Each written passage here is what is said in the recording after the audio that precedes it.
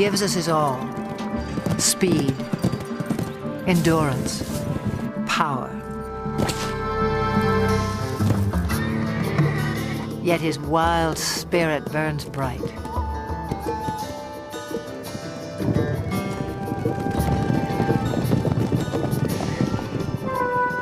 Spark of ancient myth, pride of king and conqueror. He was the backbone of civilization. History was forged to the beat of his hooves. Even now, he still lays claim to the heart, with all the bold beauty that is the horse.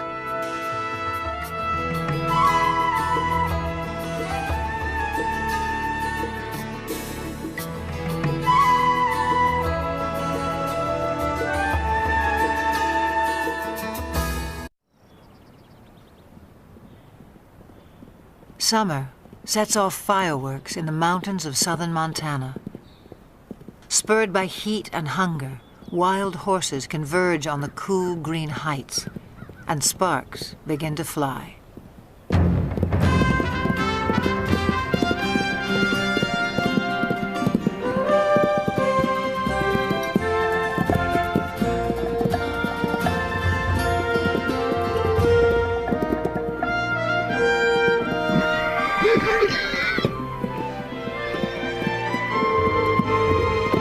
Stallions spar and court young mares in a drama as old as the hills.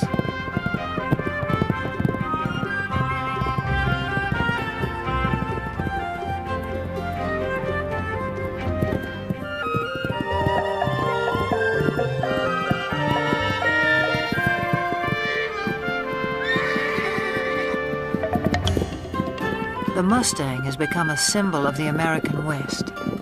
But some say he's a newcomer to these parts, even a trespasser. The truth is tangled in the long and winding history of his kind. It began some 60 million years ago in the forests of North America. Living on leaves, a creature the size of a fox walks the underbrush on padded toes. In time, forests give way to grassy plains. Legs grow long and toes become nimble hooves in a body built for speed. About 1 million years ago, the first true horses spread across land bridges to Asia and Europe. Their numbers swell, then slowly decline, perhaps due to climate change or the impact of a two-legged predator. To Ice Age hunters, the herds must have seemed inexhaustible, but by 8,000 years ago, horses were extinct in the Americas and dwindling elsewhere into memory and myth.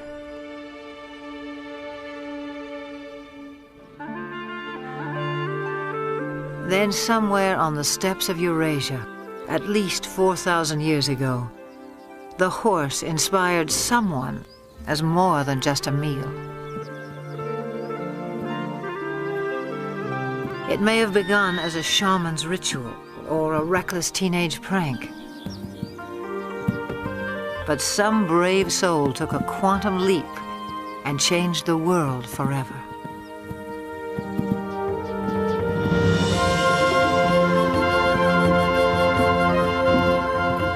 The horse utterly changed our sense of distance and speed.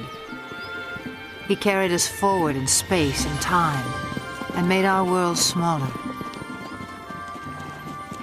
Great equestrian cultures arose and thundered across antiquity. Today, most have vanished, but here on the steppes of Mongolia, little has changed since the time when the horse became a way of life. Nomads still measure their wealth in livestock and move vast herds with the seasons.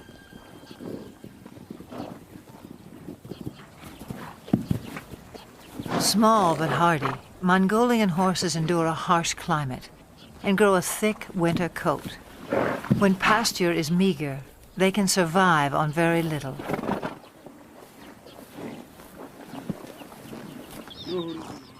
Mongolian nomads also herd sheep, goats, and cows, but horses are their greatest pride. Revered, they are largely reserved for riding, and one other important role. Mongolia's national drink, called irak, is fermented mare's milk.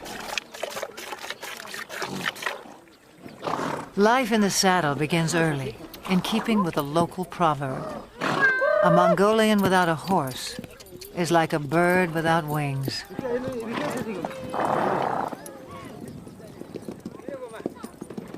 In July, thousands of nomads set up camp on the edge of the capital city, Ulaanbaatar. They come to celebrate Naadam, an ancient religious festival. National competitions of traditional sports are held, including 2 days of horse racing. One of the country's top horse breeders, Hang Medic, traveled over a week to take part in what will be his 30th Naadam. From a herd of 400 head, he has brought his 12 fastest horses. Also in tow are his grandchildren. For good reason. Riders must be under 12 to compete at Naadam. Training, however, is no child's play. It's what Hang Medic lives for.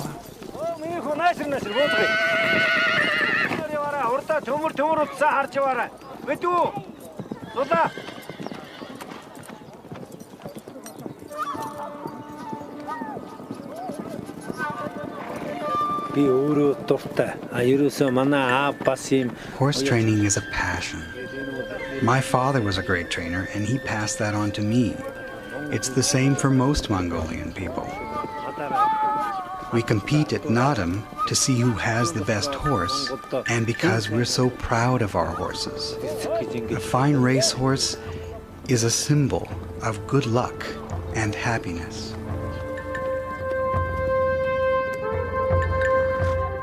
On the day of the first race, preparations begin at dawn. Hats and bright silks will help families spot their little jockeys at a distance. The distinguishing mark of a racehorse is a leather tail wrap, always wound clockwise. Forelocks are also bound. Hang Medic enhances the look with a charm bearing Mongolia's national emblem. He has high hopes for this young stallion. With an offering of mare's milk, Hang Medic's wife invokes the sacred powers of nature to bless horses and riders. A circle of incense purifies. A drop of irak protects from harm.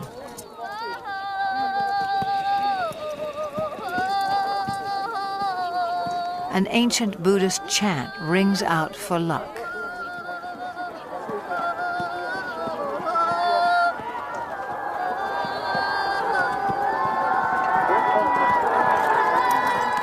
Some 500 riders will compete in the first race.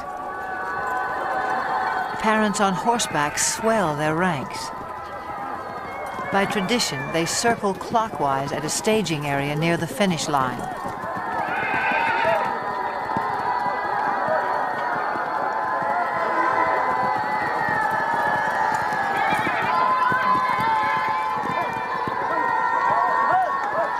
But the running of the race is not yet at hand. The starting point lies more than 15 miles away in the open steppe. To reach that point at a walk will take the racers some 3 hours, which leaves time to kill for everyone else. Nomads like Hang Medic take the moment to catch up with old friends and trading partners. For people who live much of the year in relative isolation, there's also the irresistible allure of new faces.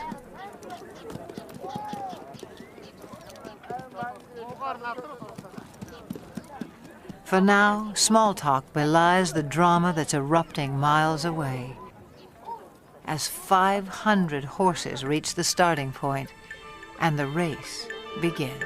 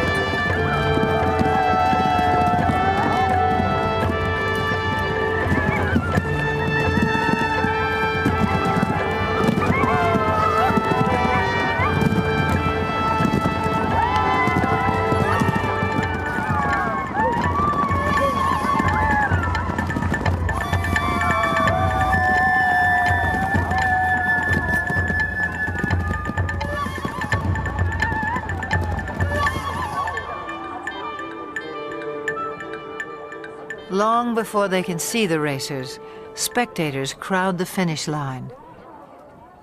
According to myth, the dust kicked up by winning horses showers happiness and prosperity on all those it touches.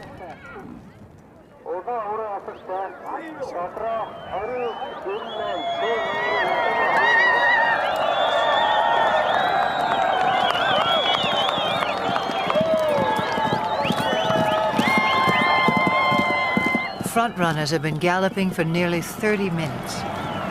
By Western standards, this might qualify as an extreme sport. But these are the descendants of Genghis Khan, who forged the largest land empire ever known on horseback.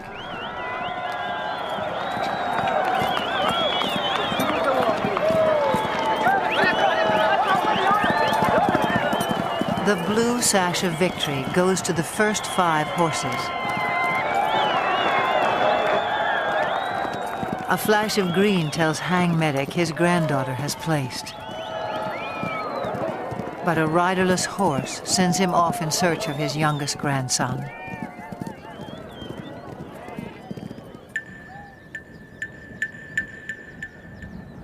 After an initial flurry, racers trickle in for another hour.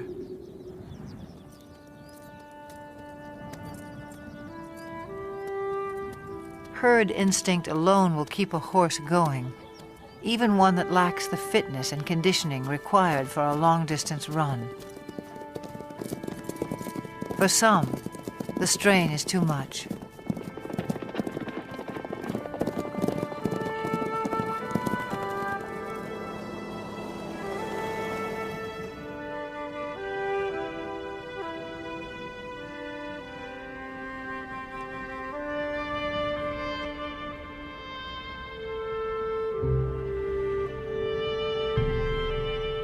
When a horse dies on the racetrack, the trainer is dishonored. But the child who has lost a beloved pet reaps only heartbreak.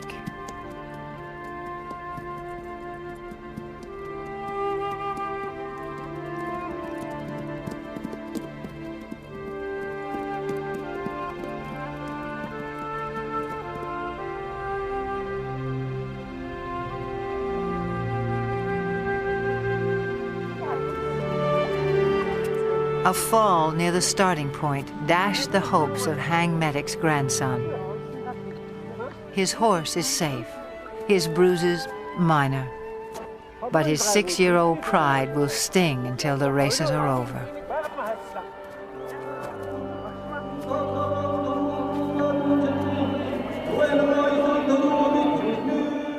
Nadam concludes in the National Stadium. with a parade of champions. Hang Medic is twice a winner. His grandchildren take 2 of his horses through their victory laps.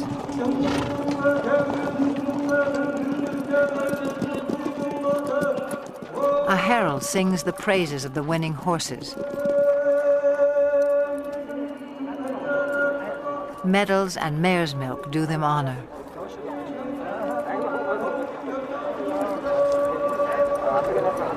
But for each little rider, the highlight is a kiss from the president of Mongolia.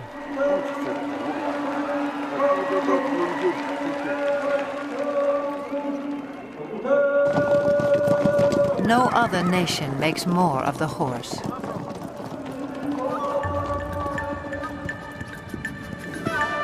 Fiery steed, faithful servant. He is all good things to the Mongolian people. In return, they may succeed in saving the last truly wild horse on Earth. Before the rise of civilization, his kind ranged throughout Asia and Europe. Alert and aggressive, they were elusive prey with their camouflage of tawny coat, their upright two-toned mane. These horses were already rare in 1878, when Russian explorer Nikolai Przewalski returned from Mongolia. He carried a skull and hide that would prompt the announcement of a new species.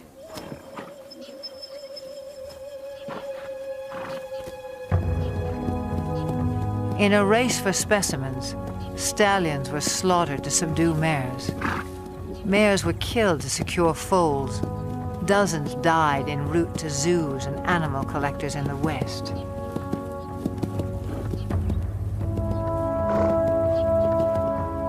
Przewalski's horses were last sighted in the wild in the 1960s. A decade later, fewer than 300 survived, in captivity only. This endangered species was declared extinct in the wild.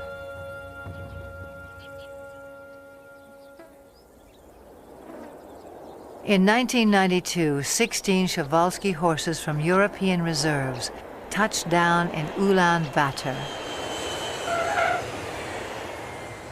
Their journey was the crowning achievement of Dutch conservationists and Mongolian authorities. Transports were blessed with mare's milk as the horses arrived at a nature reserve established in their honor. The homecoming delighted local people. Their name for the horses is Taki. The word also means spirit.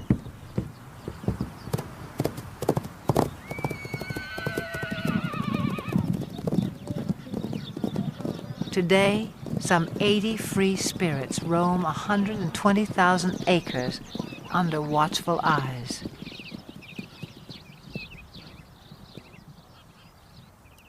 Park rangers closely track the animal's health and behavior. Breeding success is high.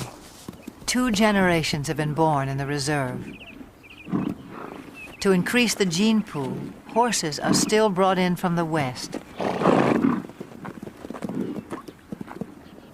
But prospects for a self-sustaining population are promising.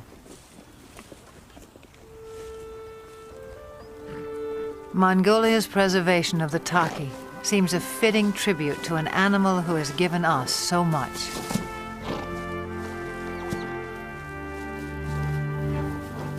Domesticated, the horse revolutionized our world, but in the process, he was also transformed.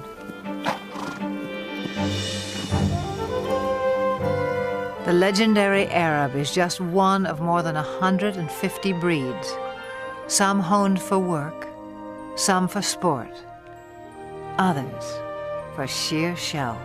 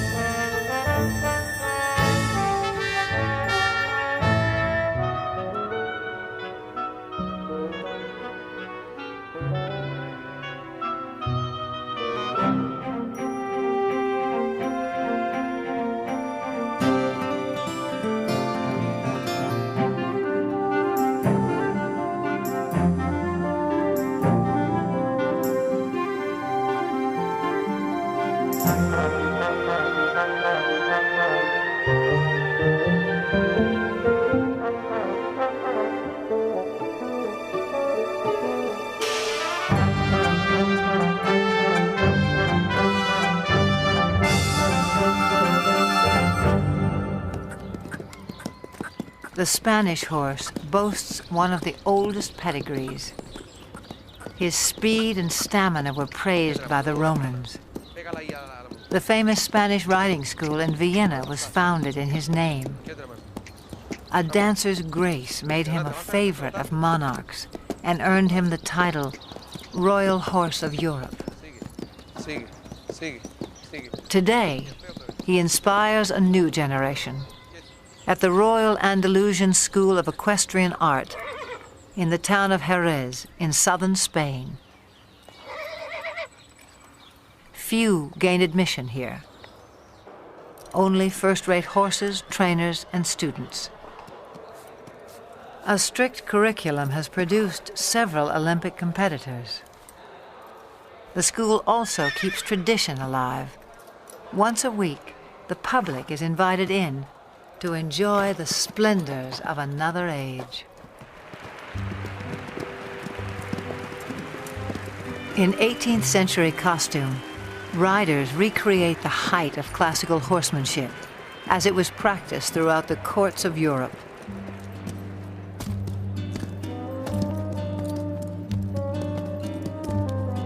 Most spectacular are the airs above the ground.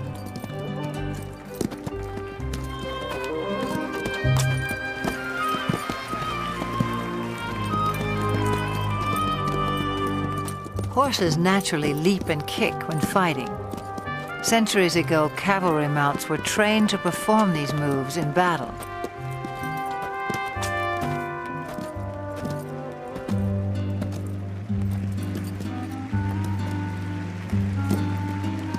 Eventually, each gesture became an end in itself, as formal as ballet. A supreme effort, the capriole demands vertical loft, virtually in place.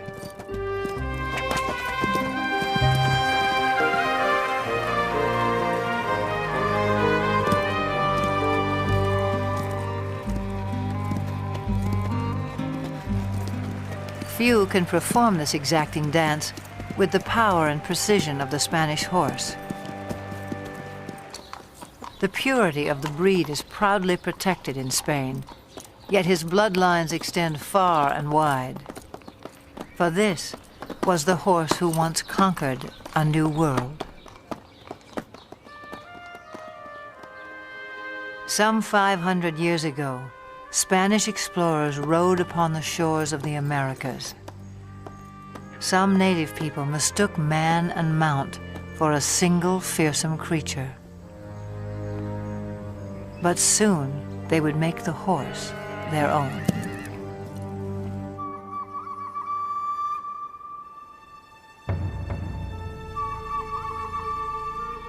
Through stealth and trade, Native Americans embraced the horse. It was said they came to each other like long-lost brothers.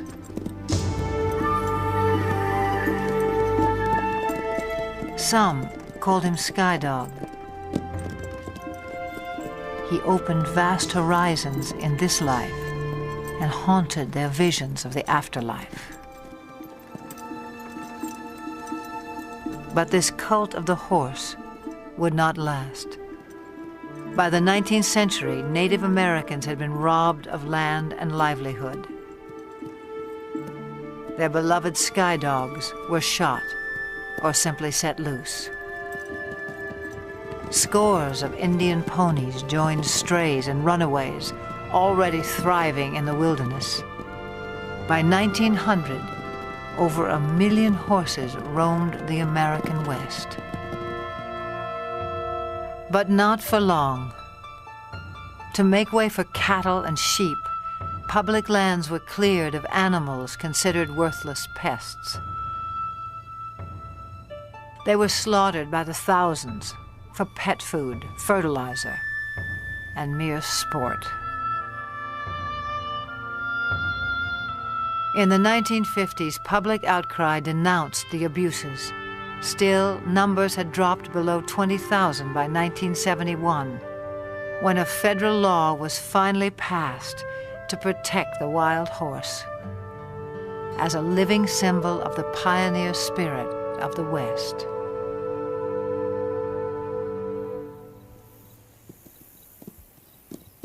Today, the Bureau of Land Management oversees some 45,000 horses on public lands in 10 states. On the Montana-Wyoming border, the Pryor Mountain Wild Horse Range is home to a herd of about 160. Most live in small family groups of several mares, their foals, and a single dominant stallion.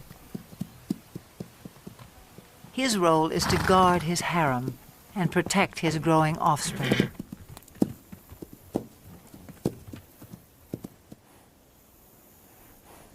This stallion, known as Raven, is one of the most dominant on the range. A heap of fresh droppings called a stud pile alerts him that potential rivals may be in the vicinity.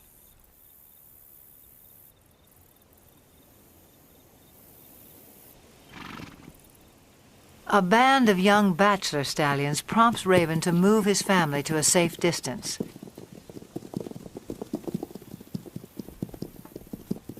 Then he advances on the intruders, and confrontation becomes inevitable.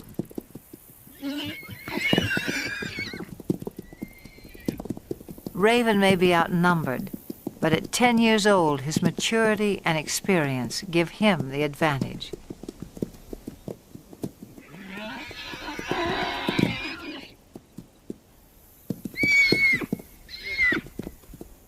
As he enters the fray, his band stays put on the sidelines. Most clashes between stallions are more about asserting rank than inflicting harm, and serious injuries are rare.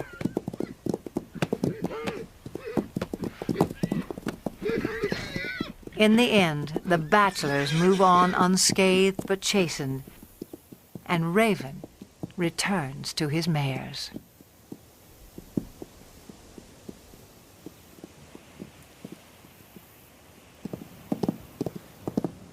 Occasionally, even mature stallions form alliances.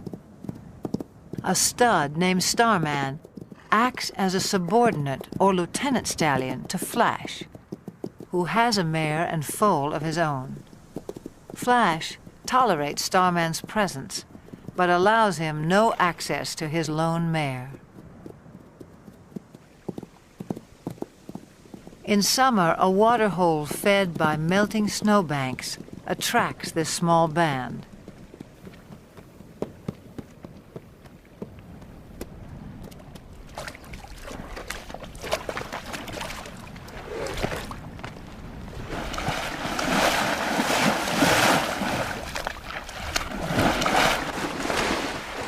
The mare enjoys a soothing mud bath, while her 3-month-old foal plays with the idea.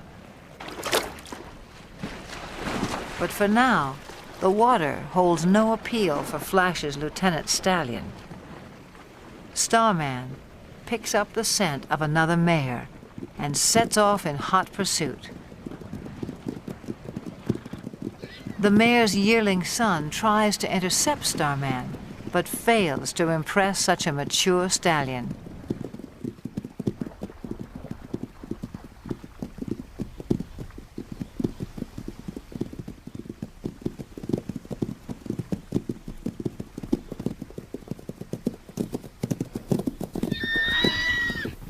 This mare's own stallion must be just out of sight, a boon for Starman.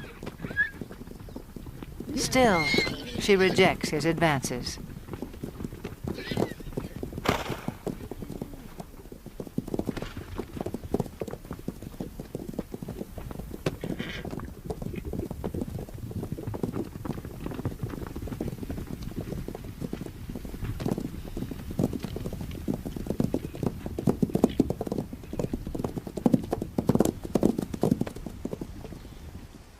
In the end, she gets away, and Starman can only observe the tactics of a more successful suitor.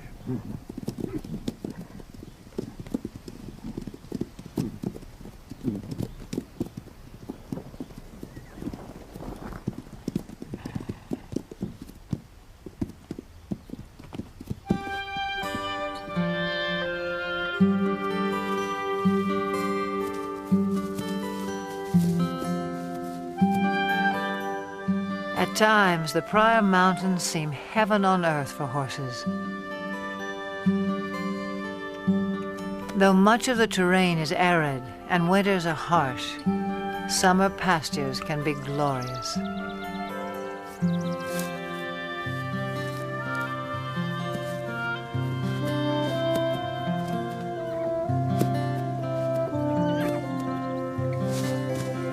The horses have few predators to fear.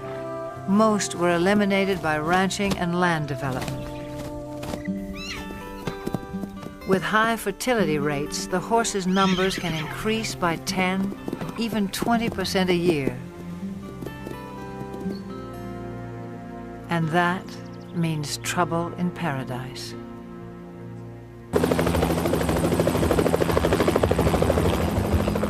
In the last 3 decades, the Bureau of Land Management has removed more than 100,000 wild horses from the range. The roundups are intended to protect public lands from overgrazing and ensure the health of the herds.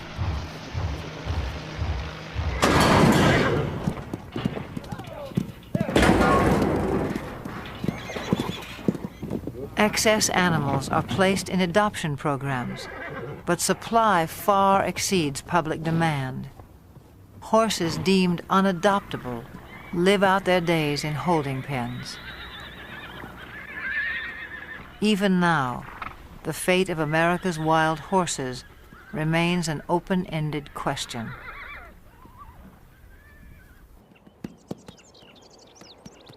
Some 4,000 years of domestication have failed to deprive the horse of his wild instincts.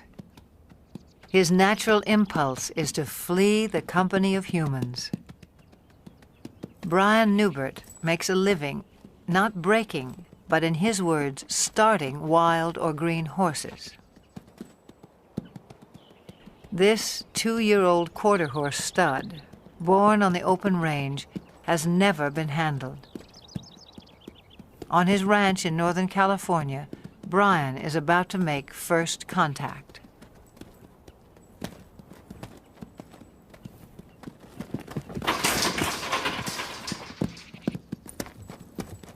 Brian will chase the horse until he turns to face his pursuer. The goal is capture the animal's attention and keep it. I'll ask again. Good. Now let's see if he leaves with his hindquarters or if he leaves with the whole horse. See, here's the first little part is going to happen here in just a second, I think.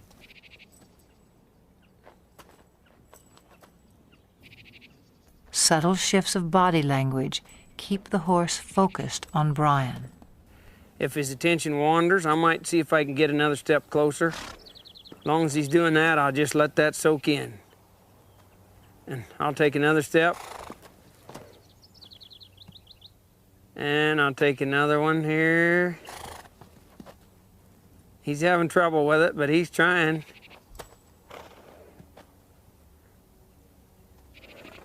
He's gonna have to leave here pretty soon. And I'll try to direct him back. There, he adjusted in the rear quarters. That's what I'm gonna need here.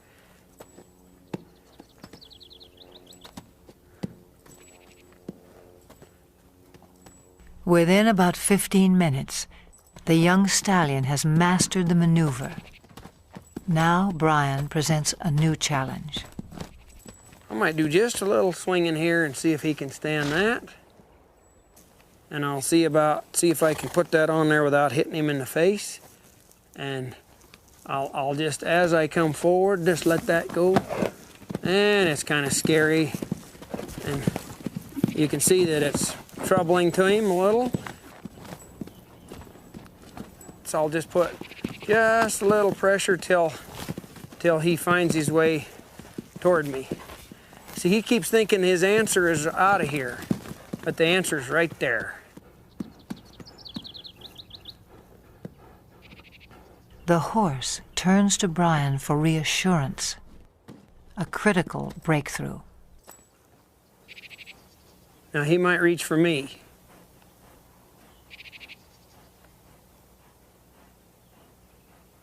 Let's see if... He come in here, I'll see if I can get another half a step without scaring him. See how he's reaching for me? Now here's a spot where you want to watch their ears, because some of them they'll take a run at you. Now I'll just wait here till he reaches. Like that. See him smelling me instead of... There's the second time he's ever been touched by a human, or he touched a human, I guess, instead of... Now again, let's see if this head shaking will disappear. I'll just keep a little tension there, and I'll see if he'll reach for me. And pretty soon I'll reach for him, like right there. We sort of met one another. A little bit of touching there.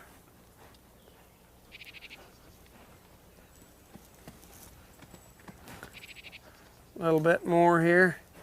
See, he's finding out he can touch me and reach for me now. In a horse, there's a spot in there where they can just turn loose emotionally. You can see in their eye and their face a change that comes over them. And they'll begin to drop their head and their eyes will soften, and you can just see that they're beginning to trust you. And then you can move right on and really advance then. I'll get my weight shifted back. He's feeling a whole lot better about things now. He's finding out I can touch him and he won't get hurt. Less than half an hour after the first touch, Brian tests the saddle. Kind of important to swing this on so that it doesn't hit them.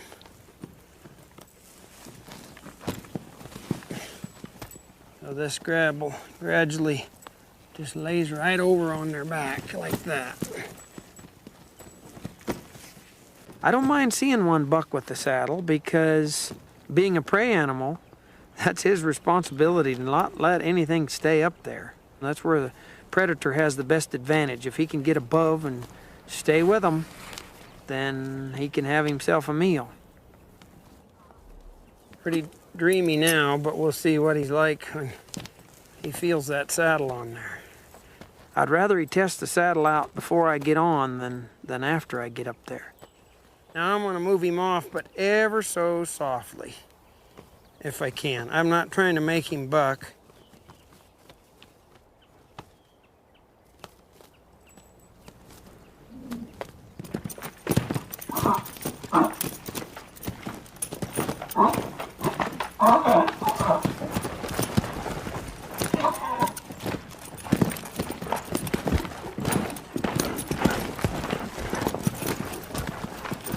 Okay, maybe I'll give him a little consoling. Did you get scared, Bolly?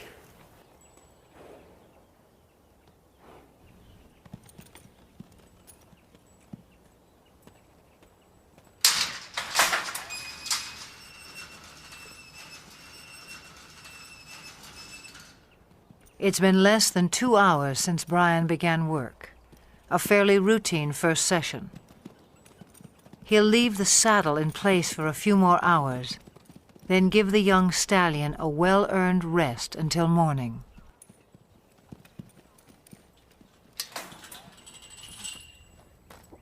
Yesterday's fear gives way to recognition and trust.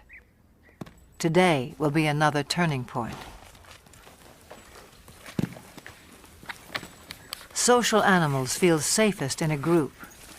As a comfort to the young stallion, Brian has corralled several other horses.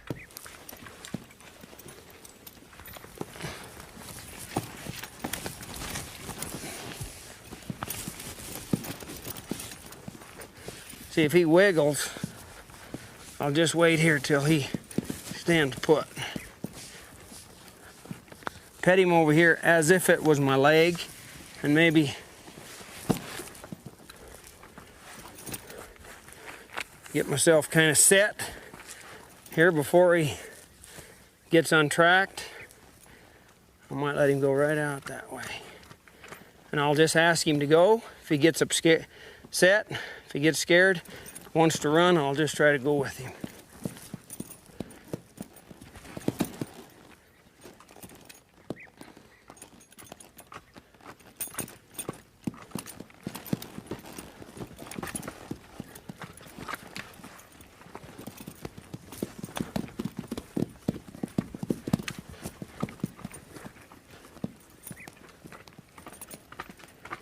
People ask me about this new way of working with horses. As far as I know, it's been around as long as there's been horses and man interacting with one another. I don't know how the first man could have ever got on a horse for the first time without having something working for him.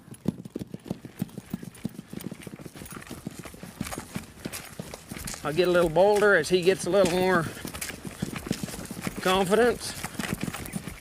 I'll ask him here to come back to me with this rein a little, and he did. The young stallion's first ride lasts no more than 15 minutes and prompts a simple reward.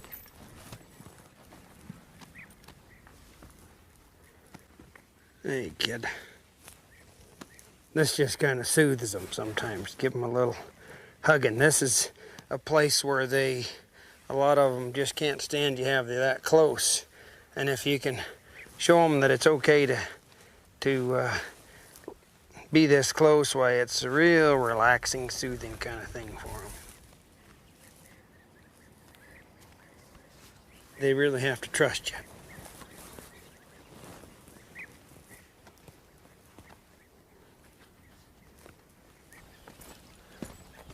By day 3, it's time to abandon the security of the corral. A whole new life is beginning for the young stallion. He gets to trust me a whole lot more today, I see. And Brian is left to ponder an age-old mystery about the nature of horses. I often wondered how in the world would they allow somebody to get up on their back and guide them around. They'll take us miles and miles till they're totally, tired, pull wagons and pack loads and all kinds of things, when actually they could kick us or hurt us or buck us off any time, and yet they'll just work their hearts out for us if it's presented to them in a way that they can understand. Pretty special animal, really. Special indeed. No more than 60 years before the first moon landing, the world was driven by horsepower.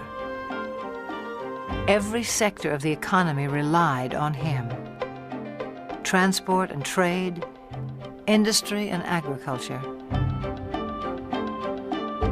No creature served us better in the building of civilization or its occasional overthrow. For millennia, the war horse prevailed in battle. If not for a horse, would Alexander have been great? Who can imagine Attila the Hun or Napoleon on foot?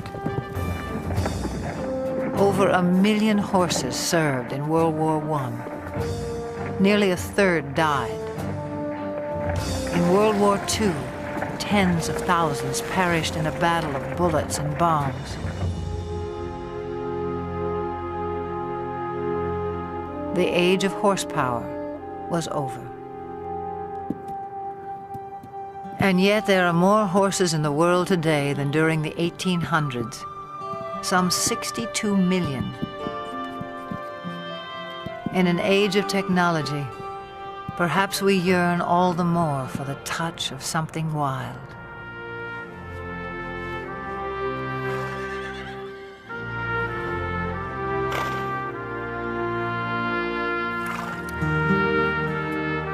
The horse is no longer changing our world, but he can still change lives, one at a time. In central Georgia, Carol Woolley has loved horses since she was a child. In 1995, a friend told her about an old school horse who had seen better days as a fox hunter and jumper. His name was Carousel, and he needed a home. Carousel was in his mid to late 20s, a little lame, about 100 pounds overweight. He was a little sway back, just a good, quiet lesson pony. You like a goodie? Carol took good care of him. Local children rode him. Soon, Carousel was a favorite.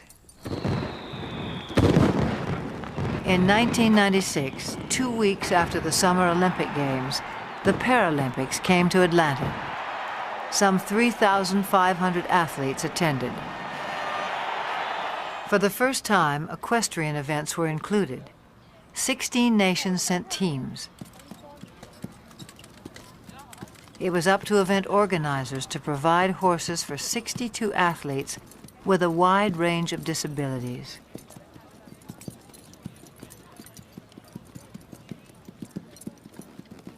Each would be judged on precision, smoothness, and harmony of horse and rider while performing a set pattern in the arena. A call went out to horse owners for calm, well-trained mounts. Carol Woolley volunteered 2 of her younger horses, but games officials were desperate for more. She thought twice, then sent for old Carousel as well. After a checkup, he was quickly put to the test. Later in the day, they called him for Denmark, and I met Britta Anderson, who's a very small woman in a wheelchair, and I thought to myself, there's no way she's going to ride this pony. She spoke English quite well, and I asked her, have you ever fallen off a horse? And she smiled and looked at me and says, many times. Far from falling, on the day of competition, Britta and Carousel took Carol by surprise. Anderson of Denmark. Anderson. Britta and Carousel made a connection. He knew exactly what she wanted, and she knew how to get the most out of him. And he loved her. I'm still not sure how she did it, but they were just a perfect match.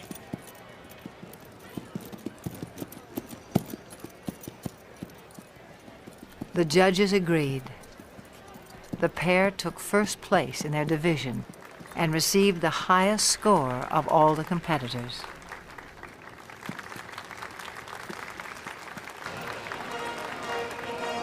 From Denmark, Britta Anderson, riding Midland's Carousel, owned by Carol Woolley. When they won the gold medal, it was this little pony and a horse trainer from nowhere, and a world-class rider. And the thought that they actually won that gold and they earned it, it was probably one of the high points of my life.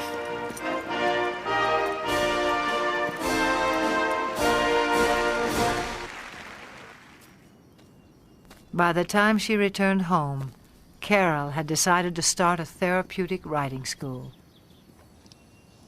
Would it be easier to face the other direction to get on? I think so. Horseback riding can improve balance and muscle tone, as well as a sense of independence and self-esteem in people with all sorts of disabilities. For Carol, there's no greater reward than to see someone like 13-year-old Sarah take her first ride. We got you now, kid. You're riding, kid. You're riding. You want your back? When you take a child out of a wheelchair and put him on a horse, he's immediately taller. The walk of a horse mimics the same movement you get to actually walk on your own legs. It gives them a freedom of mobility. It gives them control over something that they may have never known before. They can control where they're going.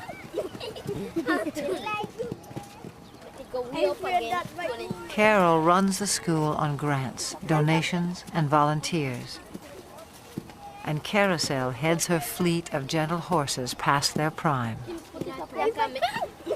In August of 1998, at a regional show for riders with disabilities, Carol decides to send Carousel into the arena one last time. 9-year-old Sean Donaldson, one of Carol's top students, has never competed before. It's a breathless moment for his parents. Make the old man proud. He got a good horse on him, though. He knows what to do. Young boy and old horse are picture perfect and take a blue ribbon. In first place. place. Sean Donaldson from Carousel. A first for Sean, a final trophy for Carousel.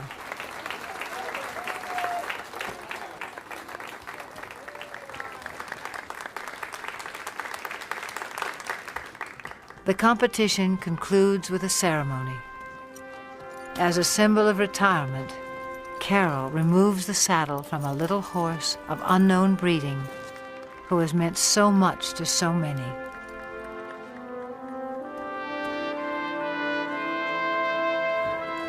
To him go the full laurels of a champion. He was quite calm, stood through everything. He halfway, I think, understood that we were doing an honor to him. I was a little surprised that he didn't mind us putting flowers on him. He acted like, well, those were his flowers, this is fine. I think he enjoyed it, really. He wasn't just an old sway-backed horse with a gray face. He was everybody's dream of a horse.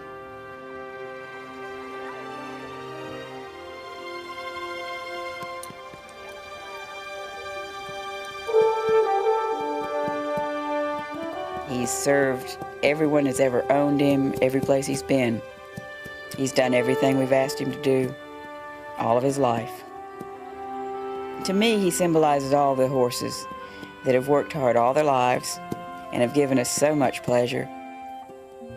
He's a fairy tale of a horse, but there's probably thousands of them out there just like him. I guess he's the poster child for all of them.